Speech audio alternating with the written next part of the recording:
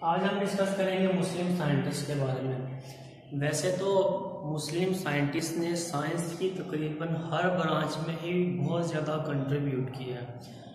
तकरीबन साइंस की मोस्टली जो साइंस की ब्रांचेस हैं उनमें जो बेस है वो मुस्लिम साइंटिस्ट ने ही दी है।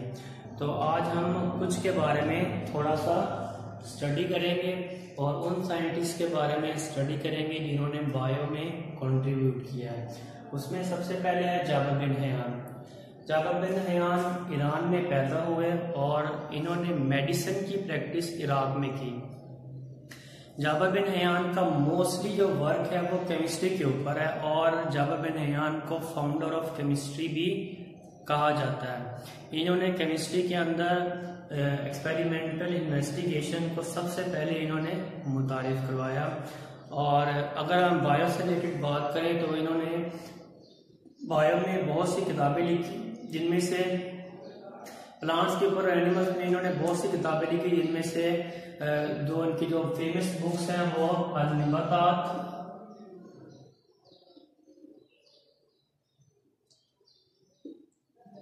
और अल-हैवान।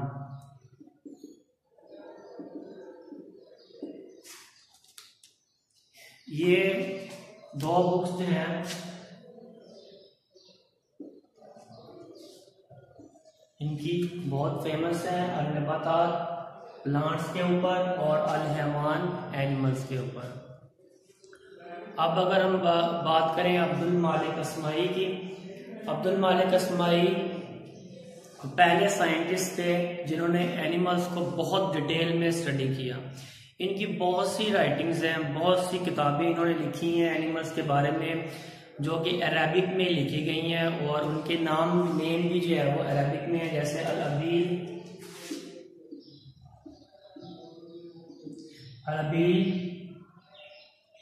कैमल के बारे में है, इसी तरह से अल-खैल,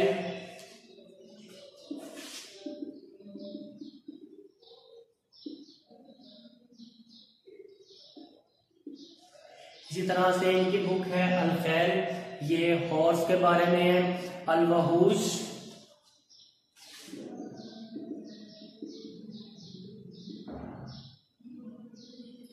इनकी एक और बुक है अल-वहूश जो कि एनिमल्स के बारे में है। और ये लास्ट वन इनकी बुक है वो खल्कुल इंसान।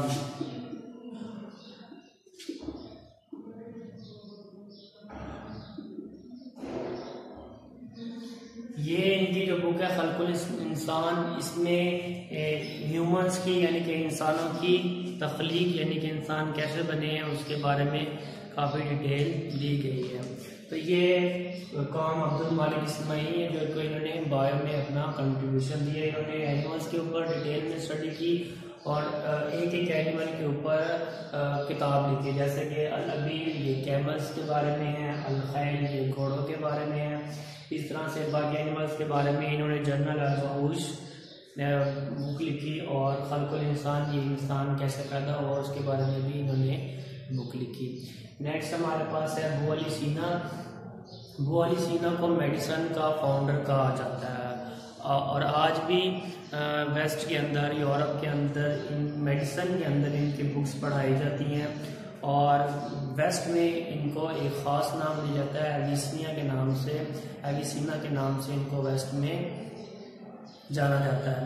ये एक फिजिशियन भी थे, ये एक फिलोसफर भी थे, एस्ट्रोनॉमर भी थे और शायर भी थे। ये बहुत सी बायो के ब्रांचेस में बहुत सी साइंस की डिफरेंट फील्ड्स में महारत रखते थे।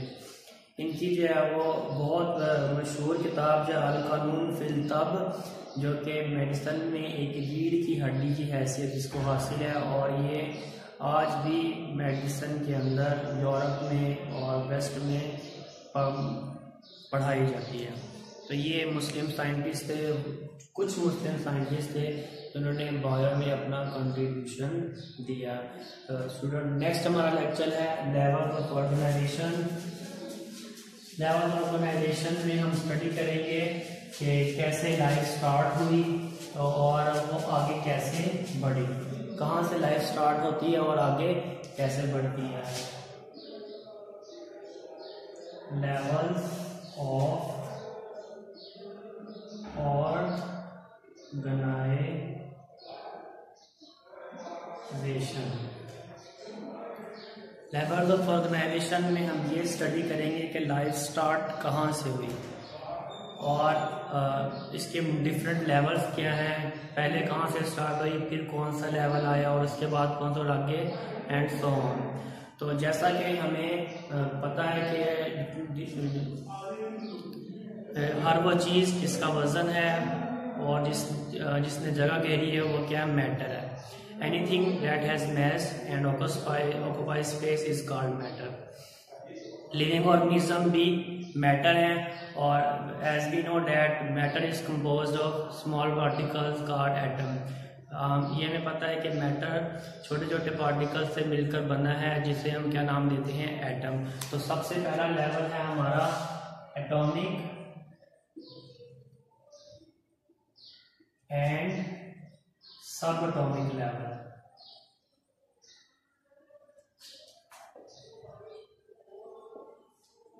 लिविंग ऑर्गेनिजम्स की बॉडी भी मैटर की बनी हुई है और मैटर का जो स्मॉलेस्ट पार्टिकल है वो है एटम। तो लिविंग ऑर्गेनिज्म भी एटम से मिलकर बने हैं और एटम वर्ड जो है वो निकला है ए मीन नॉट और टॉम मीन कट। देखिए एटम एक ऐसा पार्टिकल है जिसको काटा ना जा सके या जिसको डिवाइड ना किया जा सके। इसके अलावा सब एटॉमिक लेवल एटम्स के अंदर एज वी नो दैट मुख्तलिफ सब एटॉमिक पार्टिकल्स पाए जाते हैं जैसे कि इलेक्ट्रॉन, प्रोटॉन एंड न्यूट्रॉन। तो सबसे पहला हमारा लाइफ का लेवल है लेवल ऑफ ऑर्गेनाइजेशन में atomic and sub atomic level, जिसमें लिविंग ऑर्गेनिज्म की बॉडी मैटर से मिलकर बनी है। लिविंग ऑर्गेनिज्म की बॉडी मैटर है और मैटर एटम्स से मिलकर बने हैं और एटम्स के अंदर इलेक्ट्रॉन, प्रोटॉन एंड न्यूट्रॉन पाए जाते हैं। इसके अलावा नेचुरली 92 एलिमेंट्स ऐसे हैं जो कि एग्जिस्ट करते हैं और उन 92 में से नेचुरली एग्जिस्ट कितने करते हैं, 92 एलिमेंट्स नेचुरली एग्जिस्ट करते हैं। अब इन 92 में से 16 ऐसे हैं, 16 एलिमेंट्स ऐसे हैं जिन्हें हम क्या नाम देते हैं, बायो एलिमेंट। 92 एलिमेंट्स जो कि नेचुरली एग्जिस्ट करते हैं, उन 92 एलिमेंट्स में से सिर्फ और सिर्फ 16 एलिमेंट्स ऐसे हैं जो कि लिविंग ऑर्गेनिजम्स के बॉडी मास को बनाते हैं। इन 16 एलिमेंट्स को क्या नाम देते हैं, हम बायो एलिमेंट्स का नाम देते हैं क्योंकि ये लाइफ को बनाते हैं। अब इन 16 में से भी जो 6 ऐसे हैं जो कि 99% बॉडी के मास को बनाते हैं और बाकी जो 10 हैं वो ऐसे हैं जो कि 1% को बनाते हैं।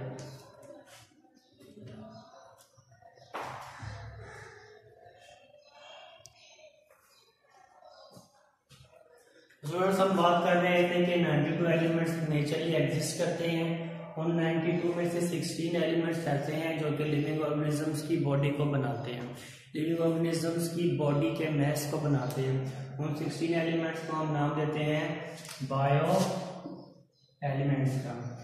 अब इन 16 में से भी जो 6 हैं वो ऐसे हैं जो कि लिविंग ऑर्गेनिजम्स की बॉडी का 99% बनाते हैं और वो 6 कौन कौन सी हैं, उनमें कार्बन, हाइड्रोजन में कार्बन है, हाइड्रोजन है, oxygen, nitrogen, calcium and phosphorus.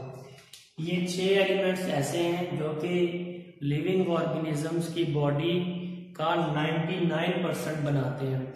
इसके अलावा जो 10 एलिमेंट्स ऐसे हैं जो कि बॉडी का सिर्फ और सिर्फ 1% बनाते हैं। उनमें है potassium,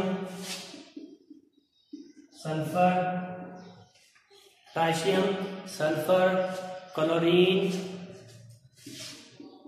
sodium, magnesium, iron, copper and manganese, zinc and iodine. ये 10 एलिमेंट्स ऐसे हैं जो कि लिविंग ऑर्गेनिजम्स की बॉडी का 99% बनाते हैं। तो ये था हमारा पहला level of organisation, atomic and sub atomic level. Atomic and sub atomic level में अगेन एक्सप्लेन कर रहा हूँ कि लिविंग ऑर्गेनिजम्स की बॉडी मैटर है और मैटर स्मॉल पार्टिकल्स एटम से मिलकर बने हैं। एटम का word a mean not, Tom mean cut, यानी कि एक ऐसा पार्टिकल जिसे तकसीम ना किया जा सके, जिसे काटा ना जा सके। नेक्स्ट एटम के अंदर 3 सब एटॉमिक पार्टिकल्स पाए जाते हैं, इलेक्ट्रॉन, प्रोटॉन एंड न्यूट्रॉन। ये है एटम, इसमें ये न्यूक्लियस और ये उसके ऑपोजिट क्या है, शेल्स कह लें या एनर्जी लेवल्स कह लें। ये क्या है, न्यूक्लियस में प्रोटॉन और न्यूट्रॉन मौजूद होती हैं। प्रोटॉन में प्लस चार्ज, न्यूट्रॉन में कोई चार्ज नहीं होता और इसकी भी शेल्स होती हैं और शेल्स में इलेक्ट्रॉन रिवॉल्व कर रहे होते हैं। अब अगर हम बात करें एलिमेंट्स की, तो नेचुरली 92 एलिमेंट्स एग्जिस्ट करते हैं। उन 92 में से 16 एलिमेंट्स रहते हैं जो कि लिविंग ऑर्गेनिजम्स की बॉडी को, मैस को बनाते हैं। उन 16 को हम बायो एलिमेंट्स का नाम देते हैं और उन 16 में से 6 ऐसे हैं जो कि बॉडी मैस का 99% बनाती हैं। वो कौन से हैं, carbon, hydrogen, oxygen, nitrogen, calcium and phosphorus. और जो रिमेनिंग 10 है वो बॉडी मैस का सिर्फ और सिर्फ 1% बनाती हैं। उनमें है calcium, sulphur, chlorine, sodium, magnesium, iron, copper, manganese, zinc and iodine. तो ये था atomic and sub atomic level. Next हमारे पास लेवल ऑफ ऑर्गेनाइजेशन में हमारे पास सेकंड लेवल है मॉलिक्यूलर लेवल।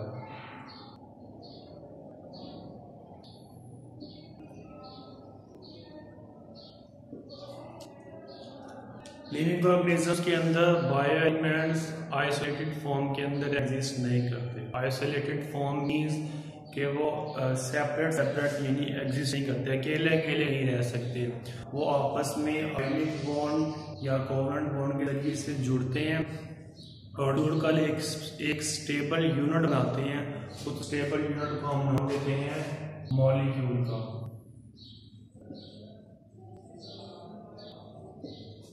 अब ये मॉलिक्यूल जो होता है वो उस कंपाउंड की तकरीबन तमाम प्रॉपर्टीज को शो करता है। लिविंग ऑर्गेनिजम्स के अंदर बहुत से मॉलिक्यूल्स पाए जाते हैं, उनकी बहुत ज़्यादा वैरायटी पाई जाती है। तो हम क्या करते हैं, मॉलिक्यूल्स को 2 हिस्सों में क्लासिफाई कर देते हैं, मैक्रोमॉलिक्यूल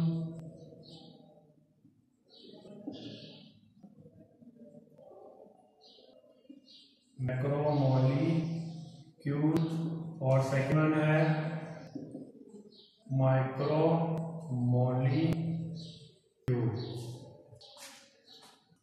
मैक्रोमॉलिक्यूल्स वो मॉलिक्यूल्स हैं जिनका मॉलिक्यूलर वेट ज्यादा होता है, हाई मॉलिक्यूलर वेट। जिनका मॉलिक्यूलर वेट बहुत ज़्यादा होता है, फॉर एग्जांपल इसमें प्रोटीन की डिफरेंट मॉलिक्यूल्स आ जाते हैं, लिपिड्स के डिफरेंट मॉलिक्यूल्स आ जाते हैं, इसी तरह से कार्बोहाइड्रेट के डिफरेंट मॉलिक्यूल इसमें आते हैं। नेक्स्ट है माइक्रोमॉलिक्यूल। माइक्रोमॉलिक्यूल वो मॉलिक्यूल्स हैं जिनका मॉलिक्यूलर वेट बहुत कम होता है, लो मॉलिक्यूलर वेट। इसमें आते हैं हमारे पास water, carbon dioxide and glucose वगैरह। तो ये था स्टूडेंट्स हमारा next level, molecular level. Molecular level में बायो एलिमेंट्स इकट्ठे होते हैं, बायो एलिमेंट्स मिलते हैं आपस में आयनिक और कोवेलेंट बॉन्ड के जरिए से मिलकर स्टेबल यूनिट बनाते हैं, जिसे मॉलिक्यूल कहा जाता है। मॉलिक्यूल कहा जाता है। मॉलिक्यूल बहुत ज़्यादा लिविंग ऑर्गेनिजम्स के अंदर पाए जाते हैं, इसलिए उनको क्लासिफाई कर लिया जाता है दो डिवीजन्स के अंदर, मैक्रोमॉलिक्यूल एंड माइक्रोमॉलिक्यूल। मैक्रोमॉलिक्यूल जिनका मॉलिक्यूलर वेट बहुत ज़्यादा होता है, माइक्रोमॉलिक्यूल जिसका मॉलिक्यूलर वेट कम होता है। तो ये था हमारा मॉलिक्यूलर लेवल। नेक्स्ट लेवल है cell and organelle level. Third one है cell and organelle level. Organelle क्या होता है?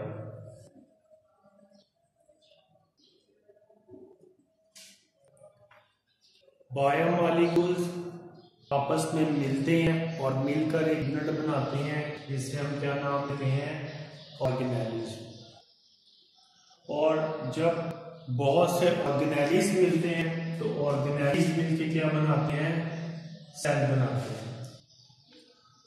सेल के अंदर डिफरेंट टाइप्स ऑफ ऑर्गेनेलीज मौजूद होते हैं और हर ऑर्गेनेली अपना स्पेसिफिक फंक्शन परफॉर्म करता है। अगर मैं ऑर्गेनेली की बात करूं तो इसमें है माइटोकॉन्ड्रिया,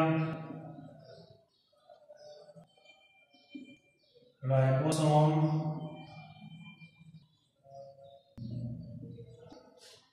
माइटोकॉन्ड्रिया सेल के अंदर सेलुलर रेस्पिरेशन करता है, इसको सेल का पावर हाउस भी कहा जाता है।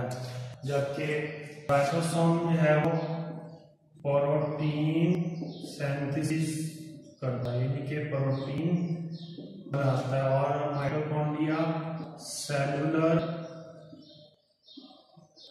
रेस्पिरेशन करता है। सेल की रेस्पिरेशन है वो माइटोकॉन्ड्रिया करता है, और सेल के लिए जितनी भी एनर्जी है वो माइटोकॉन्ड्रिया ड्राइव करता है, जिसको सेल अपनी डिफरेंट एक्टिविटीज के लिए इस्तेमाल करते हैं। ये सेल के अंदर डिफरेंट ऑर्गेनेलीज अपना अपना स्पेसिफिक फंक्शन परफॉर्म करते हैं, लेकिन कलेक्टिवली वो किसका फंक्शन परफॉर्म करते हैं? एक सेल का। अब प्रोकैरियोट्स, अगर मैं बात करूं प्रोकैरियोट्स की,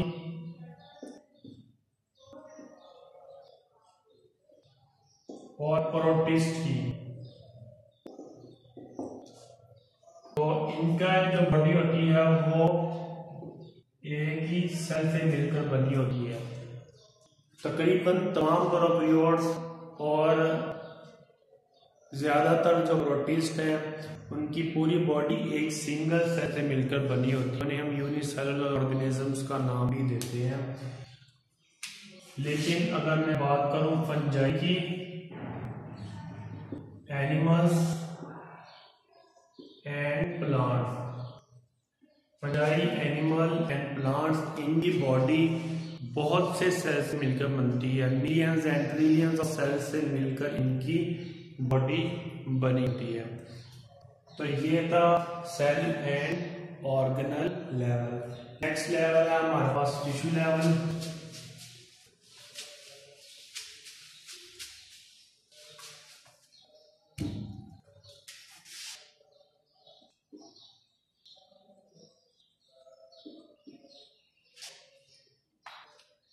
टिश्यू दो या दो से ज्यादा ऑर्गेनेलिस, जब ये दो या दो से ज्यादा सेल्स मिलते हैं और मिलकर एक खास काम करते हैं, एक स्पेसिफिक फंक्शन परफॉर्म करते हैं, तो वो एक टिश्यू बनाते हैं। टिश्यू में एक जैसे सेल या डिफरेंट सेल्स इकट्ठे हो जाते हैं और मिलकर एक पर्टिकुलर फंक्शन परफॉर्म करते हैं, तो एक टिश्यू बनाते हैं। अब टिश्यू के अंदर भी इस तरह से सेल अपना इंडिविजुअल फंक्शन परफॉर्म करते हैं, लेकिन वो कलेक्टिवली एक टिश्यू का फंक्शन होता है। फॉर एग्जांपल प्लांट टिश्यू की मैं अगर बात करूं, प्लांट टिश्यू, प्लांट्स में डिफरेंट टिश्यू पाए जाते हैं, जिनमें क्या है एपिडर्मल टिश्यू, वास्कुलर टिश्यू। इसी तरह से एनिमल्स के अंदर भी डिफरेंट टिश्यूज पाए जाते हैं, जिनमें मस्कुलर टिश्यू,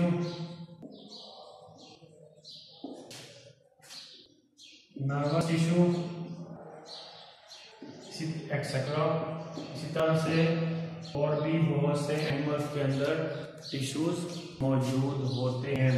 नेक्स्ट लेवल है हमारा organ and organ system level. सबसे पहले हम देखेंगे ऑर्गन लेवल।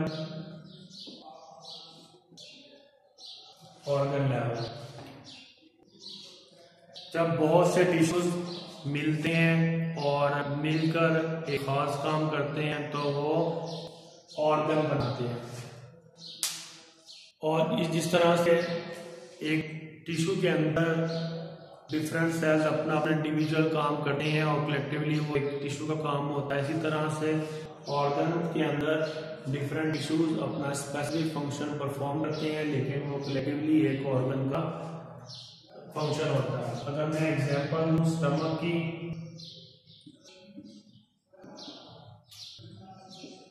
स्टमक एक ऑर्गन है जो कि प्रोटीन डाइजेशन करता है। इसके अलावा ये फूड को स्टोर करता है, टेम्पररी स्टोर करता है, यानी कि कुछ देर के लिए स्टोर करता है। स्टमक दो टिश्यू से मिलकर बनता है। एक को नाम देते हैं epithelial tissue and second one है मस्कुलर टिश्यू। एपिथेलियल टिश्यू को ग्लैंडुलर टिश्यू भी कहा जाता है। स्टमक की वॉल में पाया जाता है और ये सेक्रीट करता है gastric juice.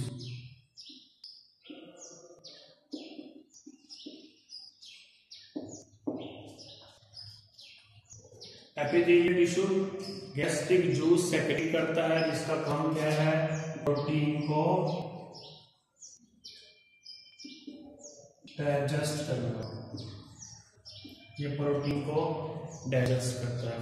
Muscular tissue stomach की वॉल होती है, मस्कुलर टिश्यू से मिलकर बनी होती हैं और ये मस्कुलर टिश्यू कॉन्ट्रैक्शंस क्रिएट करते हैं, स्टमक की दीवारों को कॉन्ट्रैक्ट करते हैं ताकि फूड के जो लार्ज पार्टिकल्स स्टमक के अंदर आ गए हैं उन्हें और छोटा किया जा सके। उन्हें और छोटा इसलिए किया जाता है क्योंकि एलिमेंट्री कैनाल स्टमक से आगे बहुत छोटी होती है, फूड के लार्ज पार्टिकल उसमें पास नहीं कर सकते, इसलिए फूड को मजीद ग्राइंड किया जाता है। क्योंकि हमें जल्दी होती है खाना खाने की, ये डर होता है कि कोई और हमारा खाना ना खा ले जो हमारे साथ बैठा हुआ, इसलिए हम जल्दी जल्दी खाना खाते हैं, जिससे जितना जल्दी जल्दी खाना खाते हैं जिसका नुकसान ये होता है कि हम उसको ज़्यादा मुंह के अंदर ज़्यादा ग्राइंड नहीं कर पाते और ज़्यादा ग्राइंड ना करने की वजह से फूड के बड़े पार्टिकल्स हमारे स्टमक के अंदर चले जाते हैं और स्टमक के अंदर जब घुसे जाते हैं इसलिए ज़रूरी है कि वहाँ पे उनको मज़ीद ग्राइंड किया जाए ताकि वो आगे फर्दर जो एलिमेंट्री कैनाल है स्मॉल इंटेस्टाइन उसमें से गुजर सके। उसके लिए स्टमक की वॉल क्या करती हैं, मस्कुलर टिश्यू से मिलकर बनी होती है और मस्कुलर टिश्यू क्या क्रिएट करती हैं, कॉन्ट्रैक्शन क्रिएट करती हैं। इन कॉन्ट्रैक्शन का फायदा ये होता है कि इस तरह से कॉन्ट्रैक्शन करते हैं, स्टमक की वॉल इस तरह से कॉन्ट्रैक्ट करते हैं ताकि इस कॉन्ट्रैक्शन का फायदा ये है कि जो फूड के बड़े पार्टिकल्स रह जाते हैं स्टमक के अंदर उनको ग्राइंड किया जाता है। इस तरह से अगर हम इन दोनों टिश्यूज को देखें, मस्कुलर टिश्यू और एपिथेलियल टिश्यू, इनके काम को देखें तो ये अपना अपना इंडिविजुअल काम कर रहे होते हैं, लेकिन अगर हम कलेक्टिवली कहें तो ये कलेक्टिवली दोनों इसके लिए काम करते हैं। ये दोनों स्टमक के लिए काम कर रहे होते हैं। नेक्स्ट अगर हम बात करें ऑर्गन सिस्टम लेवल की, इसी तरह से ऑर्गन सिस्टम में क्या होता है, ऑर्गन सिस्टम में डिफरेंट ऑर्गन्स आपस में रिलेट करते हैं, ऑर्गेनाइज होकर एक स्पेसिफिक काम परफॉर्म करते हैं, जिससे हम क्या नाम देते हैं, organ system level. Organ system level, अब ऑर्गन सिस्टम में रिलेटेड फंक्शन वाले, एक दूसरे से रिलेटेड फंक्शन वाले जो ऑर्गन्स होते हैं वो ग्रुप बना के एक सिस्टम बनाते हैं, उस सिस्टम का हम नाम देते हैं ऑर्गन सिस्टम। और इसमें भी डिवीजन ऑफ लेबर होती है। डिवीजन ऑफ लेबर की एग्जांपल में हम घर की एग्जांपल से बड़ी आसानी से समझ सकते हैं। घर में अगर हम बात करें तो 4 तरह के लोग होते हैं। घर में मदर है, फादर है, सिस्टर है, ब्रदर है। फादर का काम अर्निंग है, मदर का काम खाना बनाना, घर के बाकी एडमिनिस्ट्रेशन का काम जो होता है वो मदर करती हैं। सिस्टर घर के छोटे काम जैसे डस्टिंग, स्वीपिंग वगैरह सिस्टर्स अक्सर करती हैं, और ब्रदर्स जो होती हैं घर से बाहर से जो चीज़ें लेके आनी है वो ब्रदर करते हैं। अगर हम इनके इंडिविजुअल वर्क को देखें तो चारों जो कैटेगरीज हैं घर के अफराद की वो इंडिविजुअली एक अपना फंक्शन परफॉर्म करती हैं, लेकिन कलेक्टिवली अगर देखा जाए तो सारे किसके लिए काम करते हैं, घर के लिए काम करते हैं। इसी तरह से ये लेवल्स ऑफ ऑर्गेनाइजेशन में भी इसी तरह डिवीजन ऑफ लेबर होती है। अगर हम सेल की बात करें तो सेल में जो ऑर्गेनाइज हैं वो अपना स्पेसिफिक फंक्शन परफॉर्म करती हैं, लेकिन कलेक्टिवली वो सेल के लिए काम करते हैं। अगर मैं टिश्यू की बात करूं तो टिश्यू में सेल्स इंडिविजुअल काम करते हैं, लेकिन कलेक्टिवली वो टिश्यू का काम करते हैं। और इसी तरह से अगर मैं ऑर्गन की बात करूं, ऑर्गन में टिश्यूज है वो इंडिविजुअल काम करते हैं, लेकिन वो ऑर्गन के लिए काम करते हैं। और इसी तरह से ऑर्गन सिस्टम की अगर बात किया तो ऑर्गन सिस्टम में भी डिफरेंट ऑर्गन्स इंडिविजुअली अपना अपना काम करते हैं, लेकिन वो कलेक्टिवली एक ऑर्गन सिस्टम के लिए काम करते हैं। ऑर्गन सिस्टम की एग्जांपल हम अगर देखें तो इसमें है डाइजेस्टिव सिस्टम। डाइजेस्टिव सिस्टम एक ऐसा सिस्टम है जो कि फूड को डाइजेस्ट करता है। फूड के मॉलिक्यूल्स जो कि इनसॉल्युबल होते हैं उनको सॉल्युबल मॉलिक्यूल्स के अंदर कन्वर्ट करता है, ताकि उसको ऑक्सीडाइज किया जा सके और उसमें से एनर्जी को ड्राइव किया जा सके। और डाइजेस्टिव सिस्टम की अगर हम पार्ट्स की बात करें, डाइजेस्टिव सिस्टम के ऑर्गन्स की बात करें तो डाइजेस्टिव सिस्टम में बहुत से ऑर्गन्स मौजूद होते हैं। इनमें सबसे पहले है ओरल कैविटी। हमारे मुंह के अंदर जो कैविटी मौजूद होती है उसे हम ओरल कैविटी का नाम देते हैं। ओरल कैविटी के अंदर फूड को ग्राइंड किया जाता है और छोटे पीस में कन्वर्ट किया जाता है। इसके अलावा ओरल कैविटी में कार्बोहाइड्रेट डाइजेशन भी स्टार्ट होती है, जो कि सलाइवा अमाइलेज एंजाइम जो कि सलाइवा के अंदर मौजूद होता है वो स्टार्ट करता है। इसके बाद बात करें स्टमक की। स्टमक का फंक्शन मैं डिटेल में आपको बता चुका हूँ। स्टमक फूड को डाइजेस्ट करता है, प्रोटीन वाले पोर्शन को, और फूड को स्टोर करता है। इसके बाद स्मॉल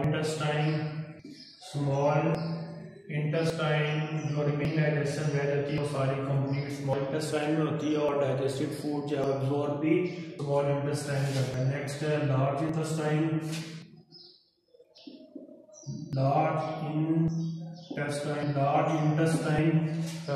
लार्ज इंटेस्टाइन में अनडाइजेस्टेड फूड भेज जाती है, और लार्ज इंटेस्टाइन में जो अनडाइजेस्टेड फूड में से अगर कोई चीज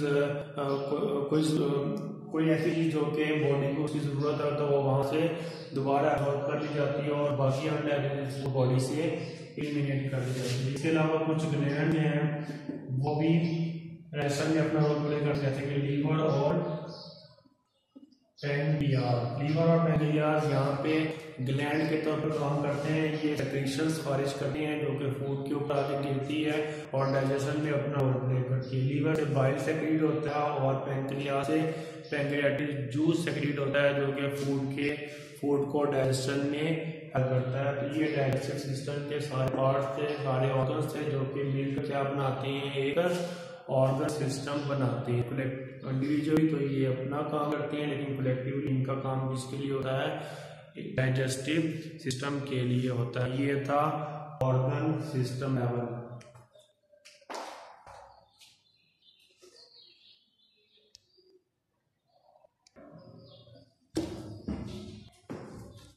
नेक्स्ट लेवल है इंडिविजुअल लेवल। इंडिविजुअल लेवल में इंडिविजुअल कहते हैं एक मुकम्मल जानदार, एक फर्द को इंडिविजुअल कहा जाता है। एक फर्द कैसे बनता है? जब बहुत से बॉडी सिस्टम या बहुत से ऑर्गन सिस्टम जब इकट्ठे होते हैं और इकट्ठे होकर एक ऑर्गेनाइज होते हैं और ऑर्गेनाइज होकर एक इंडिविजुअल बना देते हैं। उसको इंडिविजुअल भी कहा जाता है, उसको ऑर्गेनिज्म भी कहा जाता है। एक ऑर्गेनिज्म के अंदर जो है वो मुख्तलिफ ऑर्गन सिस्टम होते हैं जो कि मुख्तलिफ फंक्शन जो है वो परफॉर्म कर लेते हैं और इनके जो फंक्शंस होते हैं मुख्तलिफ ऑर्गन सिस्टम के, ये आपस में एक दूसरे के साथ रिलेट भी करते हैं, एक दूसरे के साथ इनका कोऑर्डिनेशन भी है। फॉर एग्जाम्पल अगर हम बात करें हार्ड एक्सरसाइज की, जब हम एक्सरसाइज कर रहे होते हैं तो हमारा मस्कुलर सिस्टम काम कर रहा होता है, मसल्स हमारे वर्किंग में होती हैं, लेकिन मसल की वर्किंग के साथ साथ हमारी हार्ट बीट भी बढ़ जाती है और सांस लेने की रफ्तार यानी कि रेट ऑफ रेस्पिरेशन भी बढ़ जाता है। अब मसल्स के काम करने की वजह से दो और सिस्टम काम करना स्टार्ट कर रहे हैं। वो इसलिए करते हैं क्योंकि जब हम हार्ड एक्सरसाइज करते हैं तो हमें ज़्यादा एनर्जी चाहिए होती है, और ज़्यादा एनर्जी कैसे आएगी? ऑक्सीजन से आएगी। और ऑक्सीजन ज़्यादा कैसे आएगी? जब हम ज़्यादा तेज़ी से सांस लेंगे। ज़्यादा तेज़ी से सांस लेंगे लंग्स में ऑक्सीजन आएगी और उन लंग्स को मसल्स तक पहुंचाना है। वो हार्ट तेज़ी से बीट करेगा तो वो ज़्यादा ऑक्सीजन लंग्स से ब्लड हमारे मसल्स तक लेके आएगा। इस तरह से ये सिलसिला जो है वो चलता रहता है। तो एक इंडिविजुअल के अंदर मुख्तलिफ ऑर्गन सिस्टम मौजूद होते हैं और वो ऑर्गन सिस्टम एक दूसरे के साथ मिलकर फंक्शन परफॉर्म कर रहे होते हैं। नेक्स्ट लेवल है पॉपुलेशन लेवल। पॉपुलेशन में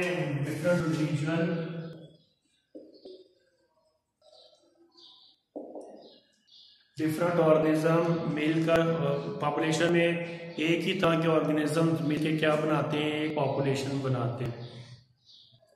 पॉपुलेशन को अगर हम डिफाइन करें तो population is defined as the group of organism. ये ऑर्गेनिजम्स का एक ग्रुप है ऑफ द सेम स्पीशीज, जिसमें एक ही तरह के जानदार पाए जाते हैं, located at the same place in the same time, जो एक ही टाइम पे एक ही वक्त में रहते हैं एक ही जगह, और उसे हम क्या नाम देते हैं? पॉपुलेशन का नाम देते हैं। याद रखिए पॉपुलेशन का मतलब है, पॉपुलेशन से मीन बायो में एक ही तरह के जानदार कंसीडर किया जाता है।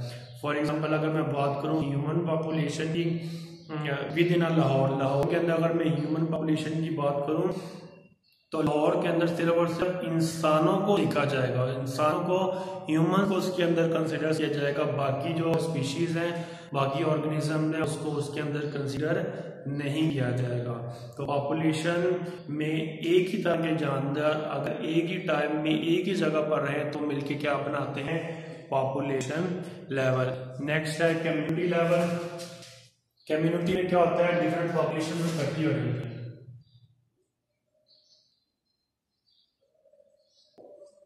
कम्युनिटी में डिफरेंट पॉपुलेशन इकट्ठी होती हैं और मिलकर एक दूसरे के साथ मिलकर काम करती है एनवायरनमेंट के अंदर, तो वो एक कम्युनिटी बनाती हैं। जैसे कि फॉर एग्जाम्पल अगर मैं बात करूँ फॉरेस्ट की,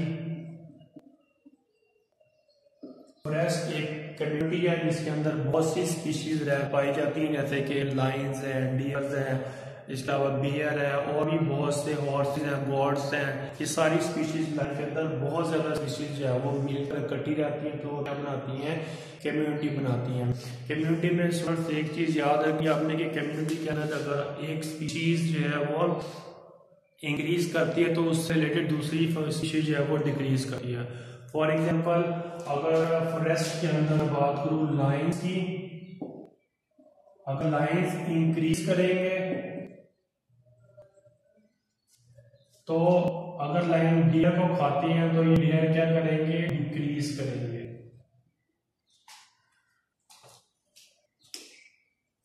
तो एक पॉपुलेशन यानी कि लाइन्स की पॉपुलेशन अगर फॉरेस्ट के अंदर बढ़ती है तो डियर की पॉपुलेशन क्या हो जाएगी, डिक्रीज करेगी।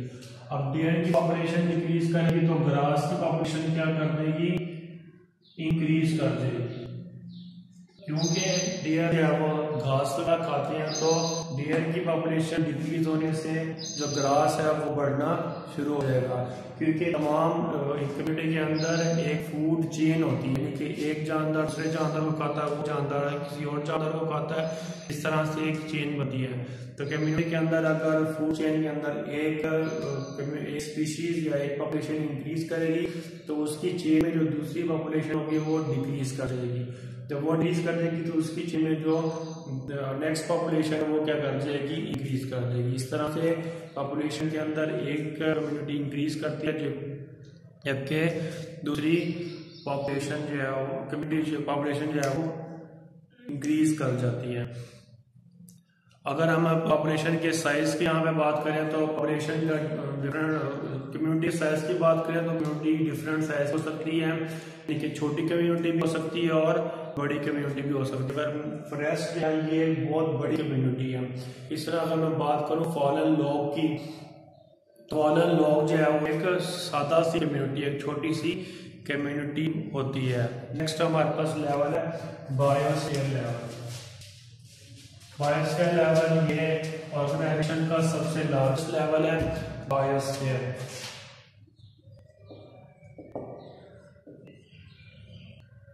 बायोस्फीयर